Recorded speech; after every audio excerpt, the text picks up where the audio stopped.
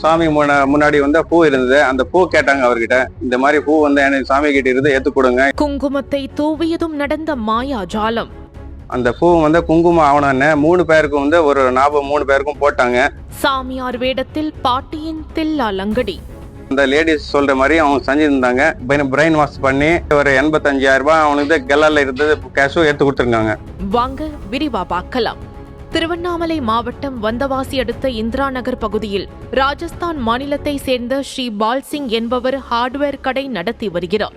இவரது கடைக்கு கடந்த வியாழக்கிழமை மாலை 65 வயது மதிக்கத்தக்க மூதாட்டி ஒருவர் சாமியார் வேடத்தில் வந்துள்ளார். அப்போது மூதாட்டி கடையின் உரிமையாளர் ஸ்ரீ பால்சிங்கிடம் குடிக்க தண்ணீர் கேட்டுவிட்டு பின்னர் ராஜஸ்தானிலிருந்து தான் வருவதாகவும் கொஞ்சம் டீ வாங்கி வாருங்கள் என்றும் ஹிந்தியில் பேசியிருக்கிறார்.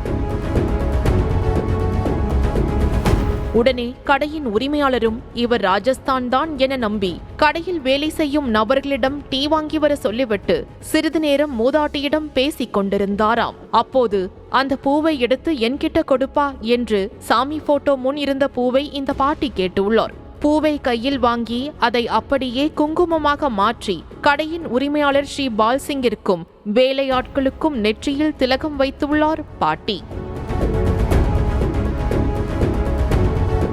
இதன் பின்னர் அவசரமாக 5 நிமிடத்தில் நான் கிளம்ப வேண்டும், என்னை கொண்டு போய் பேருந்து நிலையத்தில் விட்டுவிடுங்கள் என்று மூதாட்டி கூறிய நிலையில் கடையின் ஊழியரே இவரை இருசக்கர வாகனத்தில் அழைத்து கொண்டு பேருந்து நிலையத்தில் விட்டுவிட்டு வந்துள்ளார். மூதாட்டி சென்ற பிறகு ஸ்ரீ பால்சிங் கல்லாவை திறந்து பார்த்தபோது கல்லாவில் இருந்த 85,000 ரூபாய் பணம் காணவில்லை என்பது தெரிய வந்துள்ளது.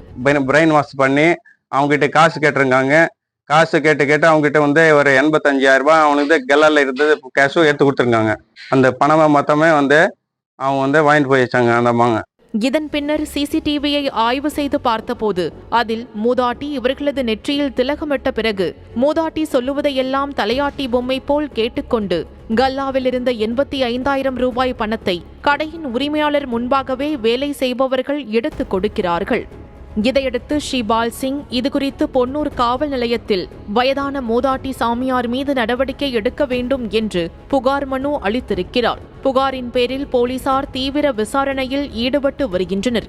மேலும் இந்த மூதாட்டி இதே மாதிரி நூதன முறையில் ராஜஸ்தான் மாநிலத்திலிருந்து பிழைப்பிற்கு வந்தவர்களை மட்டும் குறிவைத்து பல இடங்களில் பணத்தை நூதன முறையில் ஏமாற்றி வருவதாக தகவல் வெளியாகியுள்ளது.